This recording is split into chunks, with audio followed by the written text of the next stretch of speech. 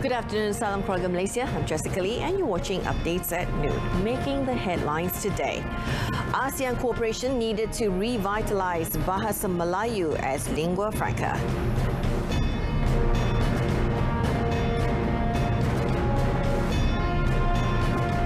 MOH assures low risk of monkeypox outbreak in Malaysia.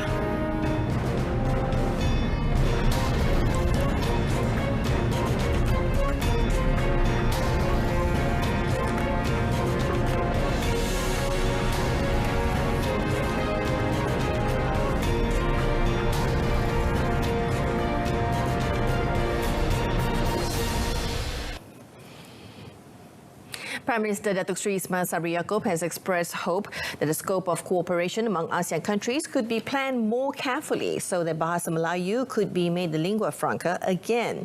He said this included the aspects of research, publication and nurturing of Bahasa Melayu. The Premier said at the ASEAN level, the integration on the use of Rumi spelling system and terminology had been achieved through forums such as the Brunei, Indonesia, Malaysia Language Council and the Southeast Asian Literary Council.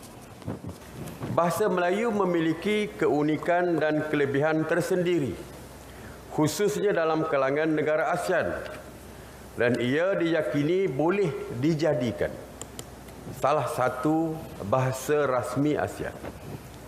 Sehubungan dengan itu, bahasa Melayu perlu dimartabatkan dalam negara, termasuk meminda Akta Dewan Bahasa dan Pustaka 1959. Bagi memberi kuasa kepada DBP untuk menjalankan penguatkuasaan terhadap kesalahan penggunaan bahasa berkenaan.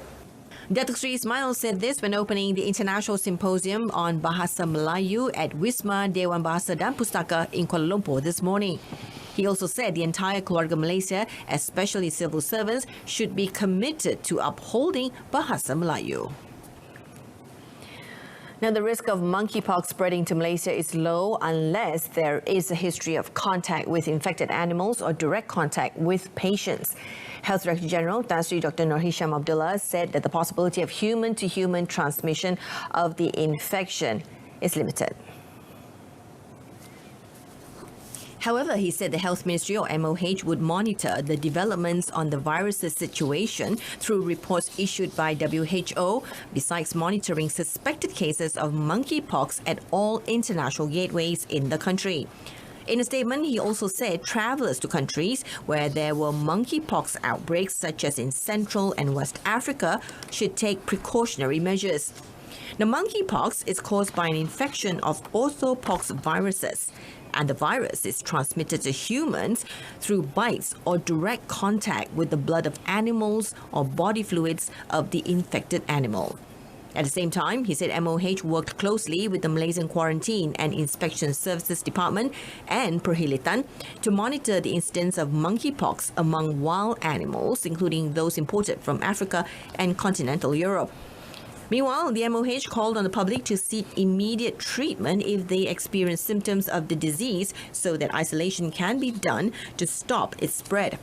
As of yesterday, more than 100 cases of monkeypox were reportedly detected in several countries in Europe, the Americas and Australia, and most cases of the virus did not report a history of travel to countries known to be endemic to the disease. Now, India has stated its interest in turning Malaysia into a destination of choice for weddings. Tourism, Arts and Culture Minister Datuk Seri Nancy Shukri believes that wedding planners from abroad could see the uniqueness of this country, especially in Perlis, which is blessed with beautiful natural vistas like green, lush rice fields. For instance, she said the wedding ceremony could be performed at the rice fields, waterfalls, or at other tourist attractions that are capable of attracting them to the country. Jadi ini boleh dijadikan tempat-tempat menarik untuk menarik mereka yang nak menganjurkan program seperti ini. Sebab dulu yang ada mereka gunakan tempat di Genting, ya. Di Genting sekarang ini kita nak nak membawa tempat seperti ekoturism ini sebagai tempat untuk mereka menganjurkan majlis seumpama ini supaya lebih ramai lagi dapat melihat keindahan yang ada di negara kita dan khasnya di Perlis ini. The minister was met after officiating the 2022 East Winds at Hybrid Festival together with Perlis Menteri Besar Datuk Seri Azlan Man. Meanwhile, Datuk Seri Azlan said that the unique natural environment in the state could also be suitable as filming locations for productions from other countries, especially India. The state government, he added, would seek assistance from the central government to promote Perlis for filming. A wushu coach has been arrested for suspected sexual assault against a young girl on the 11th of May. Kajang District Police Chief ACP Muhammad Zaid Hassan said a local man, 31 years old, has been remanded till tomorrow, adding that the man was arrested after a report of sexual assault was lodged against him by the victim's father. In a statement last night, ACP Muhammad Zaid said investigations revealed that the incidents occurred between 11th and 19th of February around 3 p.m. to 4 p.m. till 12 midnight or 1 a.m. while the victim was at the coach's home. The 13-year-old girl was approached by the suspect and assaulted with the excuse that she had failed to obey his orders. He also threatened the victim not to inform her parents about the matter. The victim chose to confide in her father about her ordeal, who subsequently brought the victim to the police station and took her for treatment at Kajang Hospital. The case is being investigated under Section 14A of the Sexual Offences Against Children's Act 2017. Now, 8 essential goods have been listed under the Festive Season Maximum Price Control Scheme, or SHMMP, in conjunction with the Keamatan Festival in Sabah and Gawai Dayak in Sarawak. Domestic Trade and Consumer Affairs Minister Datuk Seri Alexander Nantalinggi said the SHMMP for the Keamatan Festival is effective between 27th of May and the 2nd of June, while the SHMMP Gawai Dayak is held between 29th of May and the 4th of June. The listed items consisting of live old chicken, chicken wings, dried chilies, imported buffalo meat, small red onions, garlic, imported brown cabbage, live pork, pork belly and pork's meat and fat.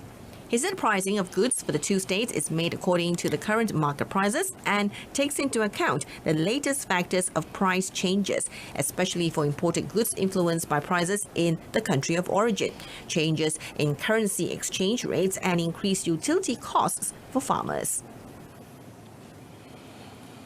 Now, the Kerana government plans to sell part of the land to be developed for the racing circuit in Sungai Petani to raise funds to finance the construction of the project. Now, Menteri Besar Datuk Seri Muhammad Sanusi Maknor said the construction of the circuit, which had begun but then halted for the past few years, would also use the original design that would cost 30 million ringgit.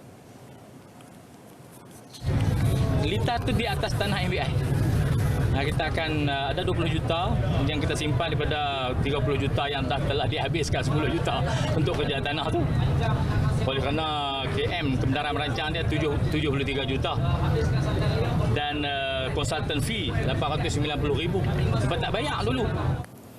According to him, the previous state government had changed the original plan of the circuit to make it bigger by using international standards at a cost of 73 million ringgit. And the project was later halted due to high costs as KBS was also unable to channel the required additional allocation. Datuk Seri Muhammad Sanusi said to ensure that the project could run again, the state government would reuse the original plan and design costing 30 million ringgit, but would need to find new sources of funds to cover the shortfall. Now, a local man has been arrested to assist in investigations into the case of the body of a man found at the Boulevard Commercial Centre, Miri, on the 19th of May. Now, Miri Police Chief ACP Alexander Chabu said the 30-year-old suspect was arrested yesterday. In a statement, ACP Alexson revealed that the suspect was the last person who came into contact with the murder victim. He said the case was initially classified as sudden death. However, autopsy report made on the body discovered that the victim died of severe injuries to the part of the head believed to have been hit using a hard object. Now, following that, the case was reclassified and investigation made under Section 302 of the Penal Code. Now, members of the public that have any information related to the case are encouraged to come to the nearest police station or contact ASP Dorai Raja Vanaltham by reaching to the number shown on your screen. Now, the national contingent's gold medal hunt did not stop after reaching the set target of 36 gold medals when it managed to add another on the 14th day of the 31st SEA Games in Hanoi yesterday. Now, it came from cyclist Muhammad Nur Aiman Muhammad Zarif in the men's road race event.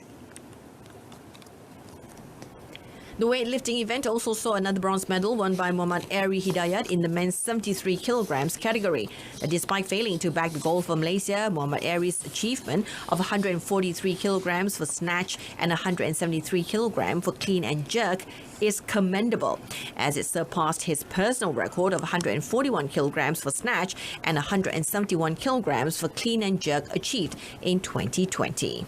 Meanwhile, another gold medal is already in the hands of the Malaysian camp, as two national badminton pairs will compete in the mixed doubles final today. The all-Malaysian affair has been set up as each pair defeated their opponents from Indonesia in the semi-finals. The success of Chen Tang Jie, Pik Yen Wei, and Hu Pang Ron Chia Yi Si in reaching the final stage will also end the country's 23-year drought for the title in the event at the SEA Games. Now, Malaysia is also hoping for Lim Kok Leong to add another gold medal when the 27-year-old snooker player has advanced to the men's singles final tomorrow. The two-time national champion, who won his first gold at SEA Games this time after topping the 6-red singles event on Tuesday, will face Thai snooker legend James Watana. Meanwhile, Malaysia will also have the opportunity to snatch a gold in the Muay Thai event when two national participants will compete in the finals. Nur Amisha Azril Rizal will compete in the final of the elite women's under 51 kilogram event against Thai athlete Srila Wansawang, while Ahmad Nur Iman Alif Rakib will face Hyun Huang Pi from Vietnam in the elite men's under 54 kilograms event. Now, at the end of the 14th day, Malaysia remained in 6th position with 37 gold, 40 silver and 81 bronze medals. The hosts Vietnam remained in the lead after collecting a total of 181 gold, 106 silver and 106 bronze, far above their nearest rivals Thailand, followed by Indonesia, the Philippines and Singapore in 5th place. And that's it from us. Wrapping up updates at noon with a reminder of our top story today. ASEAN cooperation needed to revitalize Bahasa Melayu as lingua franca. Tune into News at 10 coming up at 10 p.m. on RTM News Channel. I'm Jessica Lee. Have a pleasant Sunday.